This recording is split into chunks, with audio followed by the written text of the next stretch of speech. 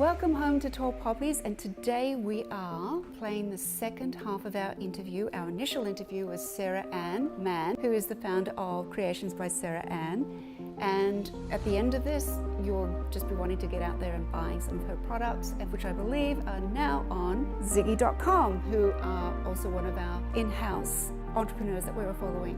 Like at the end of the interview, hit subscribe and hit the notification bell so that we can send you updates on all the good work that she is doing. So this reminds me of that beautiful Welsh word, which is what we call our cottage, a cwtch. Cwtch, C-W-T-C-H, and it means a hug. Yeah, Like it's a safe place, it's a nest or a safe place or a hug or an embrace that, you know, that's just very comforting and safe to be in. So yeah, that's sort of the way you describe Shrugs. It's like a snug, it's like a cooch. But it's just a lovely connection there that you're creating, but you're also making some connections with other countries and other people, and you're talking about restorative agriculture or commerce. And I have a concept of when you say that, and I want you to tell me, please, what it means to you, because I want to know what it means to you, so I can share with you what I think it means, and we'll see what the difference is. Okay.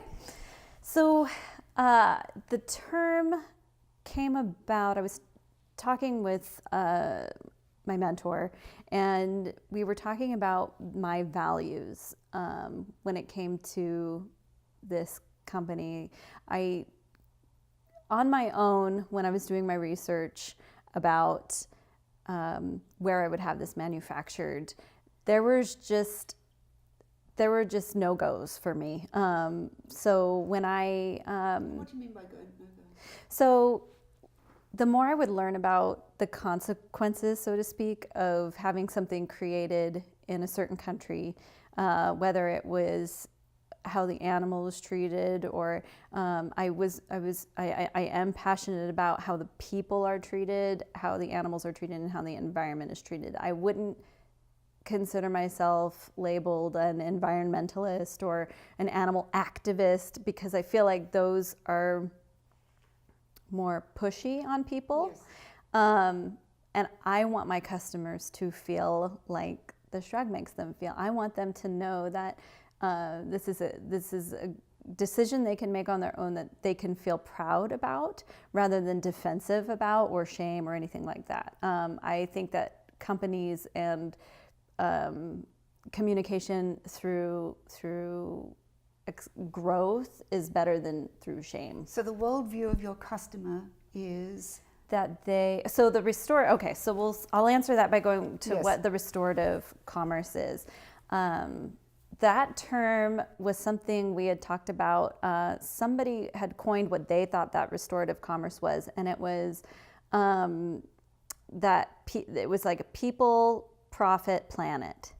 And I really liked the inclusion of business being viable without it being at risk or instead of business, because I think profit is important and healthy business is important. And so restorative commerce doesn't sacrifice any one aspect of the production line or the quality or anything like that. Restorative commerce is about business the way it should be. In my mind, business shouldn't have to sacrifice environments, and I think with tech and asking the right questions, we don't have to clear cut a forest or dump all the dye into a river because it's the most efficient way to do things.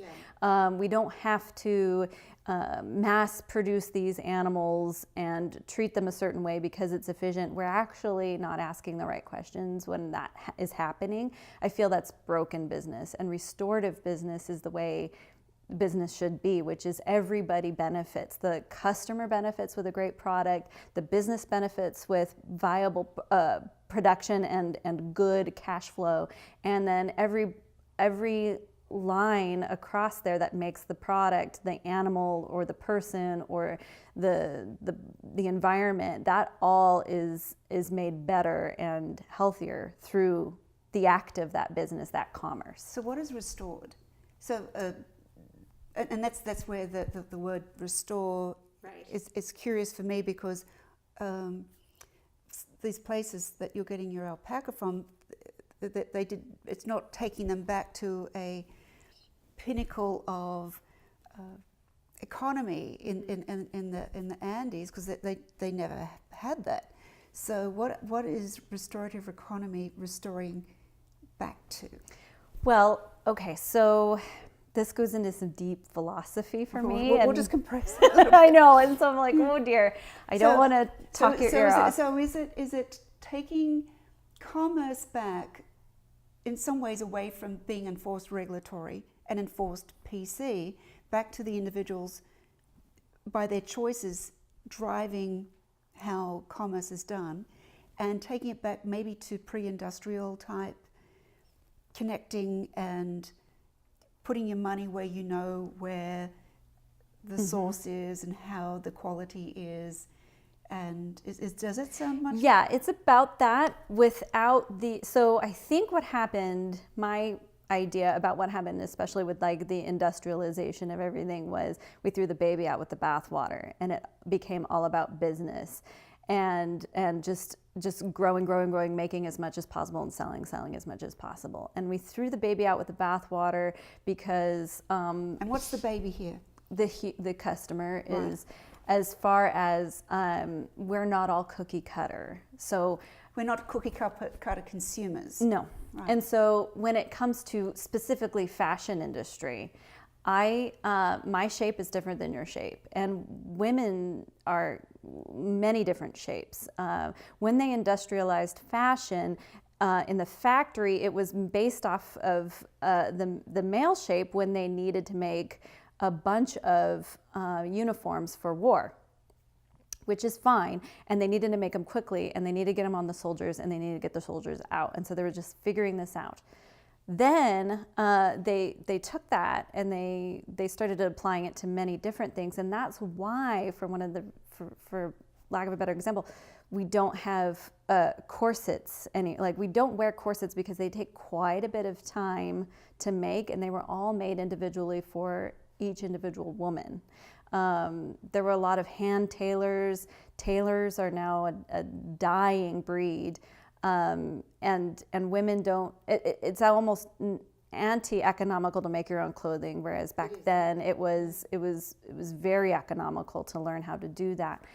What I think that's what got thrown out, and that's fine, that's human culture and time, and I would like to bring back, and I think the consumer is craving a little bit more of their identity back in their clothing, where they'd like it to fit to their body at their time.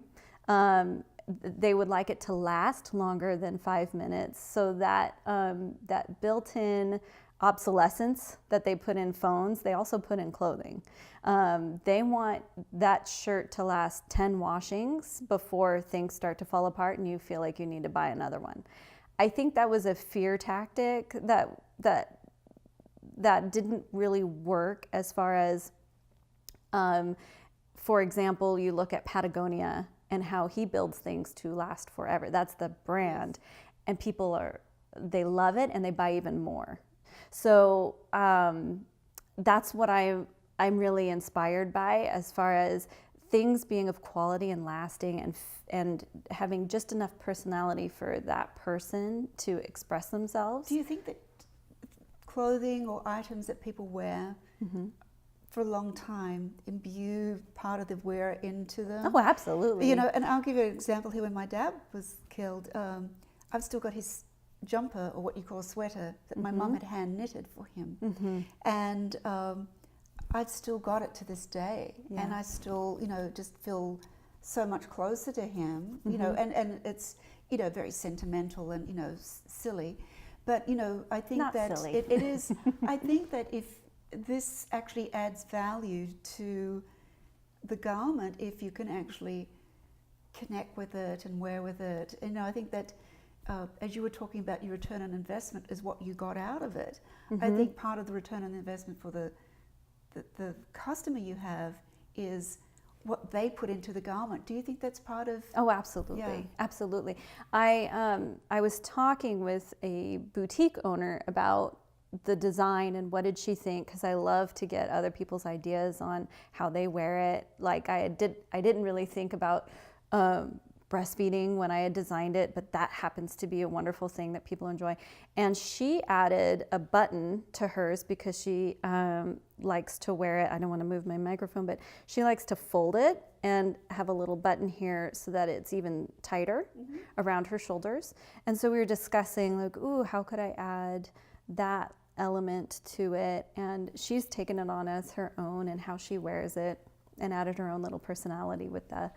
So yeah, absolutely. You could have brooches and you could have a whole line of different things. Which I'm working on. Yes, the scalability. So, and we will talk, we'll bring it up now, is we were talking about, you've gone over to Peru to do this, and we were chatting the other day about, we'd been to Fibers first, taking 100 pounds of our wool there, and we saw alpaca there, and so you investigated the domestic side, but it is so much more expensive, just because the economies are so vastly different, in that you would consider creating a line of domestic created items versus the imported items. But so if we could just quickly go through how you chose Peru, how you chose alpaca, and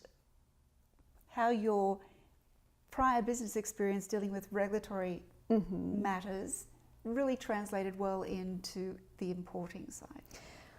So when I got to the point that I wanted to get these produced, I had started out with local knitters, and I was paying them per piece. But because I had to pay the local knitters so much, I wasn't able to use a high quality fiber. I was using an acrylic wool blend.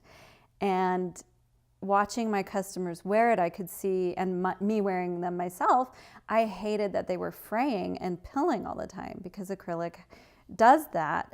It just doesn't last as long. And I didn't want that. I don't like the in a few washings and in a few times it's starting to wear out.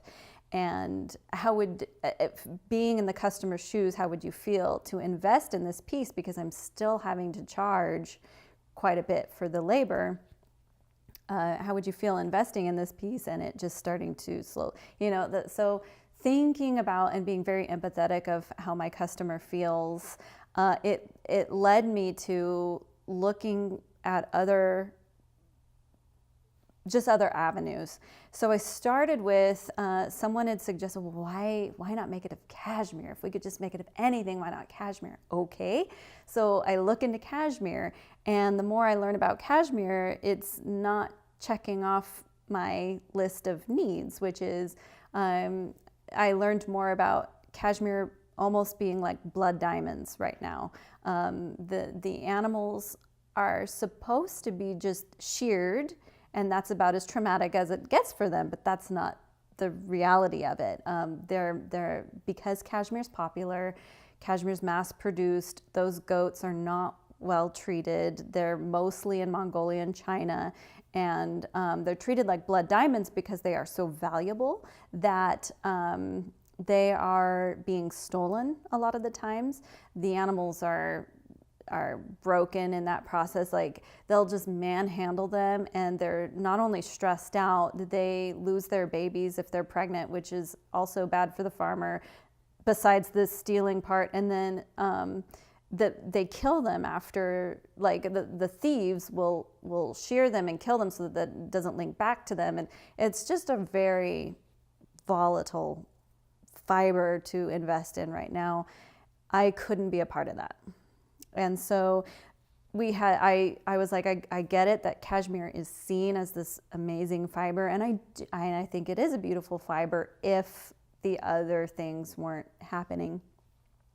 So I already, in my heart, was not crazy about the cashmere, and then I wanted it to be hand knit because it has certain qualities when it's hand knit.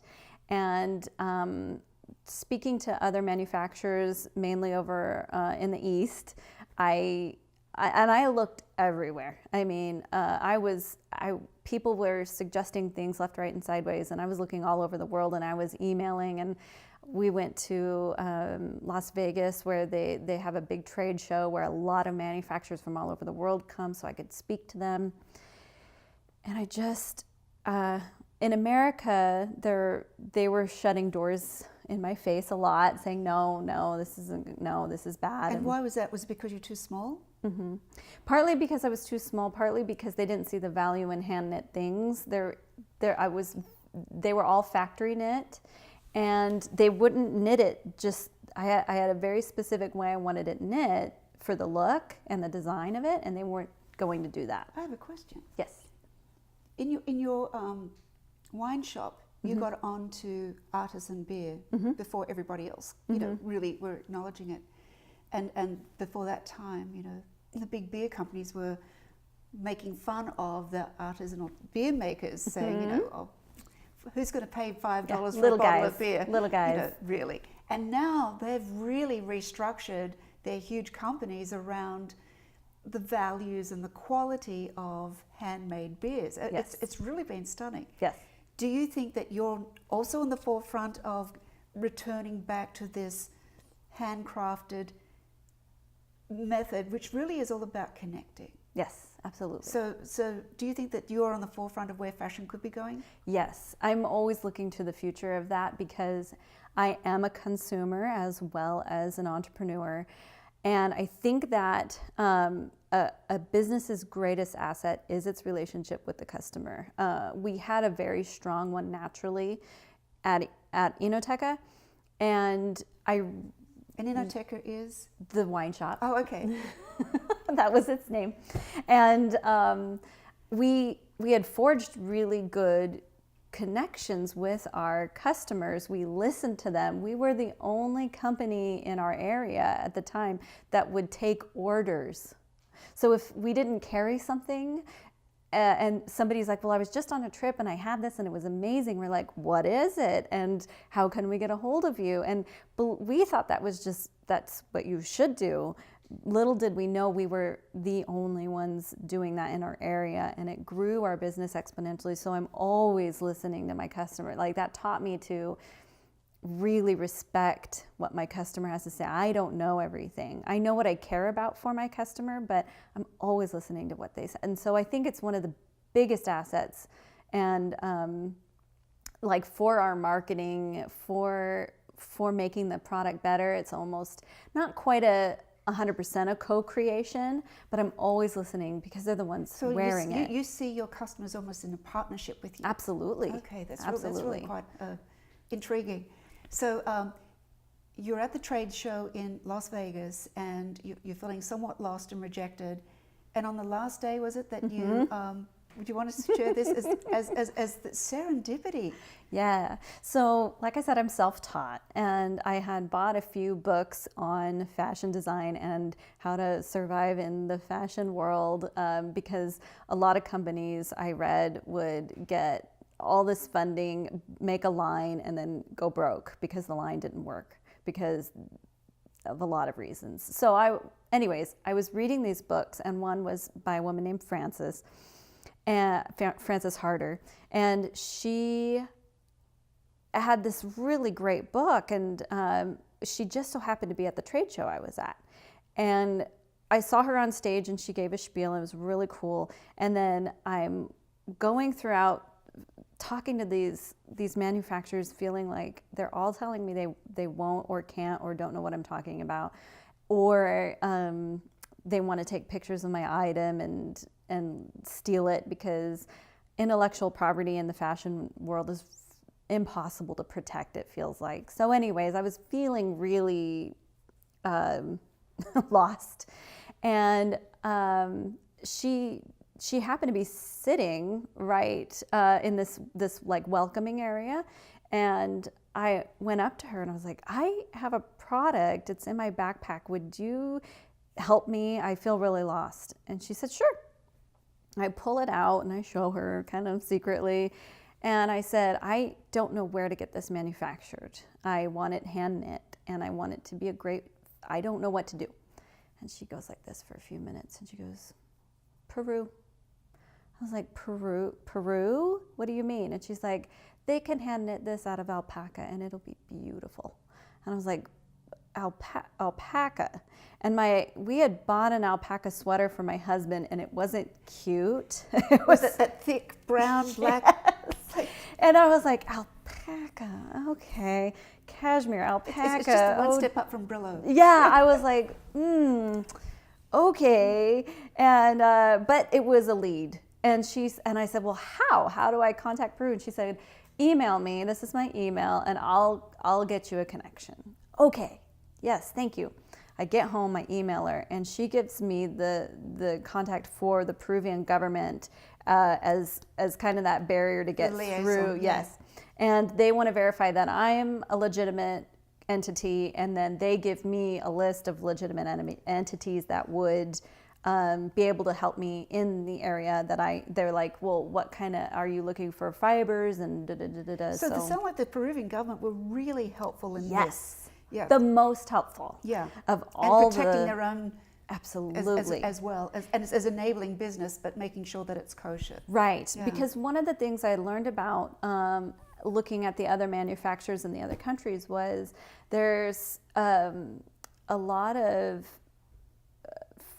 fraud, for lack of a better word, where I could be thinking I'm spending money on something that's 100% cashmere, but really it's about 20% cashmere and the rest is something cheaper. And so then I would have to spend money on getting that tested, and then down the line, that makes the product more expensive, and I didn't want to start off a business relationship with that big lack of trust. With the Peruvian government's aid in helping me get these list of legitimate companies, and then us on both sides being verified, that already built a little bit more trust for me, who's like a total novice in this side in a new industry. So that was helpful. And then when I would email back and forth these companies, they treated me more like a partner, and they were excited to work with me. And did they like the fact you were small? I don't know if they knew I was small or not. I don't think so. I think what I came off with was I already know my product. Like I had already settled on the designs I thought were perfect. And so I was like, I need this and I want this and I want this. And they would be like, well, we do this and this and this. And so I, through trial and error and email, found 3 companies. And then the one that was able to work with me the best had great prices. They were hand knit, and then they worked with the yarn company that I really liked, which is called Inca Tops. And why do you like Inca Tops? So they are a Peruvian company that invests back into the area. They care about the animals, they care about the farmers, and they care about business. And so it's in total alignment with what I care about. So some of the programs that they pioneer are, one is for the farmers. So the farmers before were having these problems with, they were shearing the alpaca, and you can even go today and look and see how they did it 12,000 years ago, where they would grab the animal and they would bind its legs and they'd take it down, and that's fine. And then they'd have like this thing and they would just, meanwhile, the little alpaca's kind of screaming and stuff. And a lot of the times when you're shearing is usually around the same time that they're going to be dropping there. Yes. What do you call alpaca lambs? Are they lambs, or what are they called? Kids? Oh, they're called, I know this word. Research.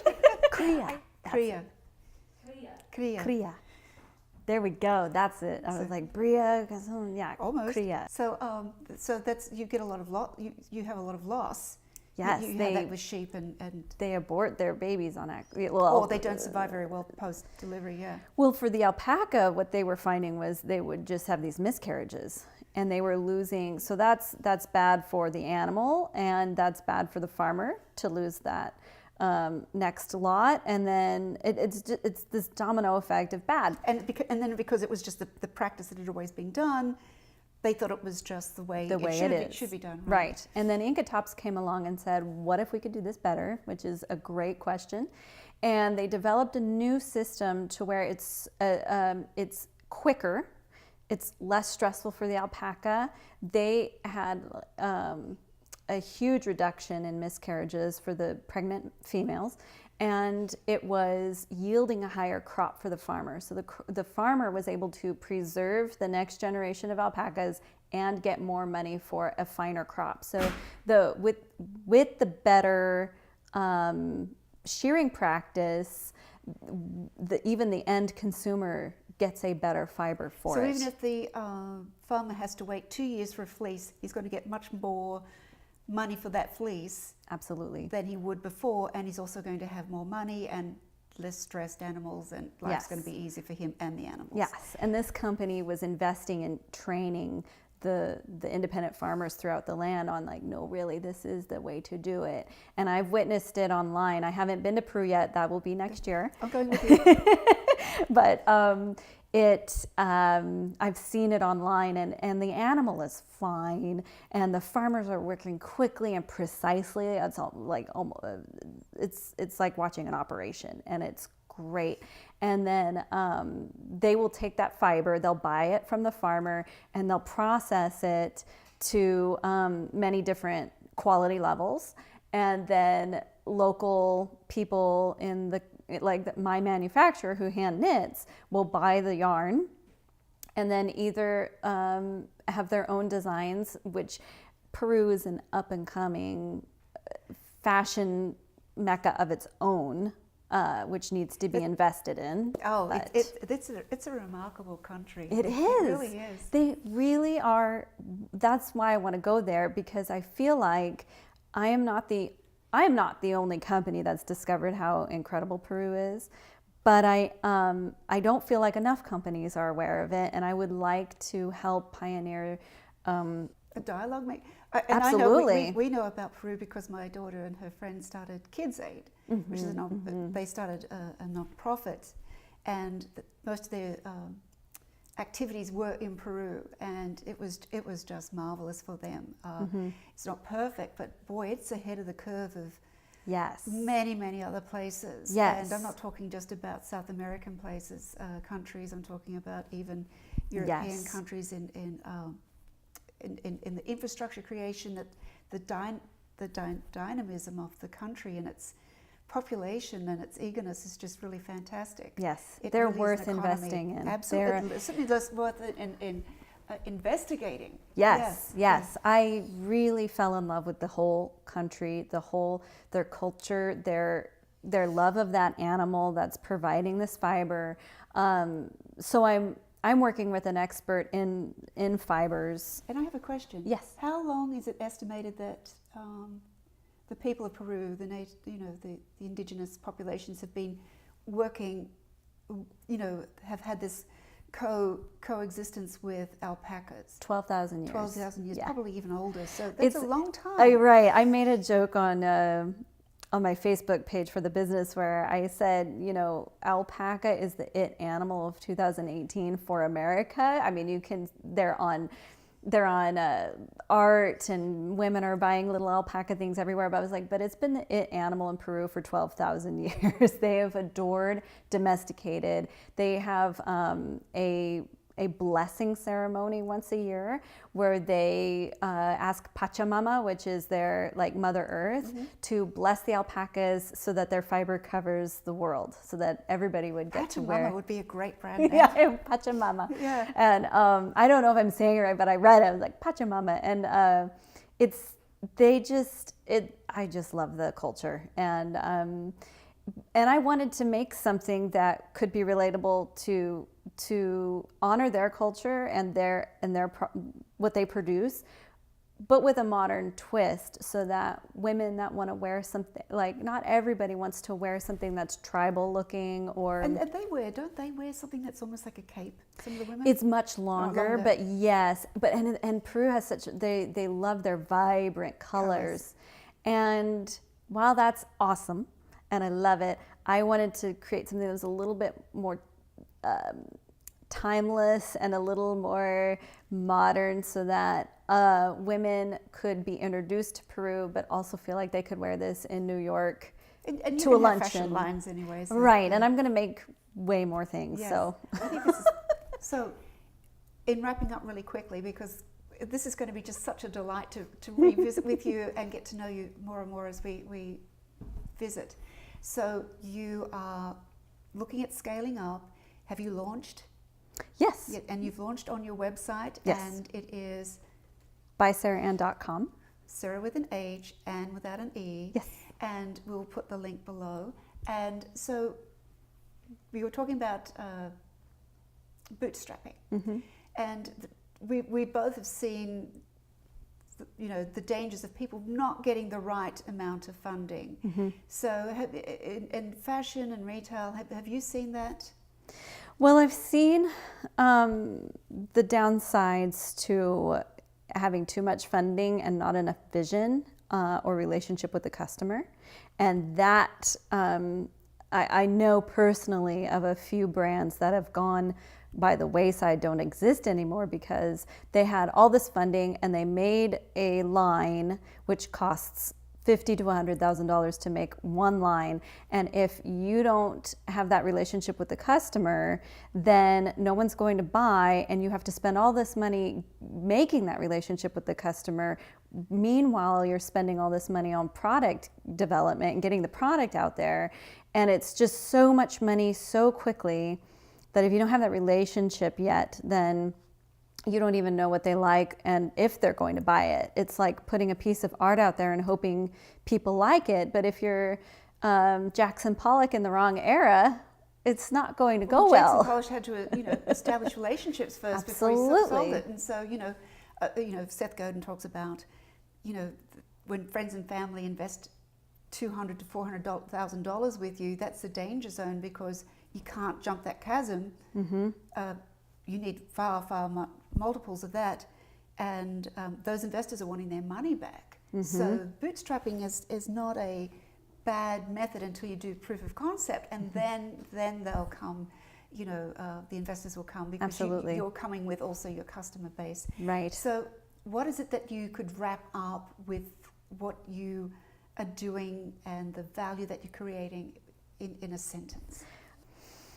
I would say that the real asset that a business has is its relationship with its customer.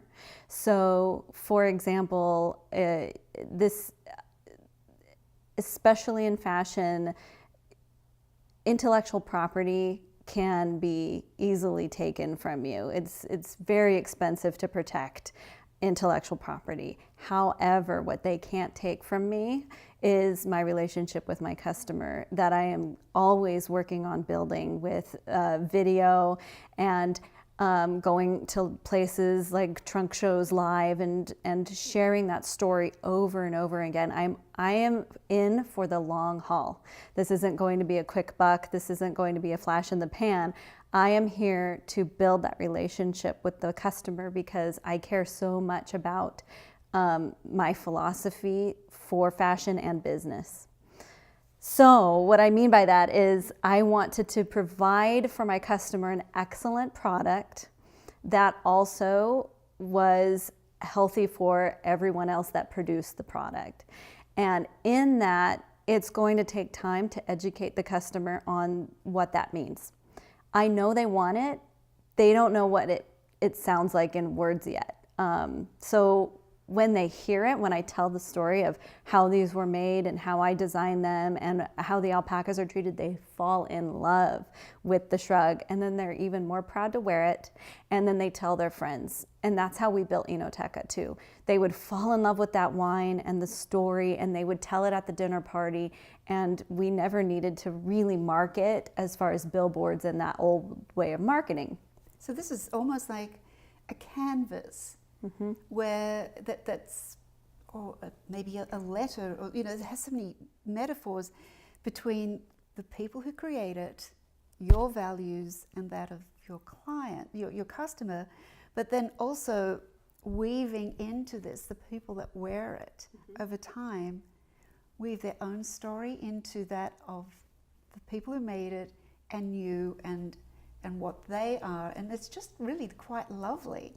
And so on that note, I can't wait to visit with you again and just follow the story. Is we will give you this to hold, and in the meantime between now and when we visit you next, what do you need, what do you want, and where do you think you're going to be in 3 months' time? Okay. Like a crystal ball. What I need is to sell out of these Shrugs as first. And how much do they sell for? $120. $120. Oh, just amazing. But it's the memories that can create. So go on. Yes, it's a luxury item. So it's I need to sell out of them. What do I want? I want to get to that next step that I'm studying and building with my customer, so that more and more people know about it. So what is that step? That's getting more consistently out there in video, out on podcasts, on interviews about educating that person, so that they understand Peru, they understand the quality of and investing in a garment that'll last, and all those values. So investing in that time to get the word out there, I want to do that. I need to sell my Shrugs. And what was the last one? Where are you going to be in 3 months' time? Well, it's going to be after Christmas, so we'll have sold out, and I'll be working on the next line of items. Oh, I can't wait to see those. So next visit, you'll have some examples of those? Okay, we can't wait to see them. So thank you for coming and visiting. Thank you for having us, Sarah. me. Thank Sarah you so much. H and without an E. Yes, thank you. Cheers. Thank you for watching the video. I know that you're excited in following these people. Hit like, hit subscribe, and hit the notification bell. And we look forward to hearing from you and seeing you in your journey too.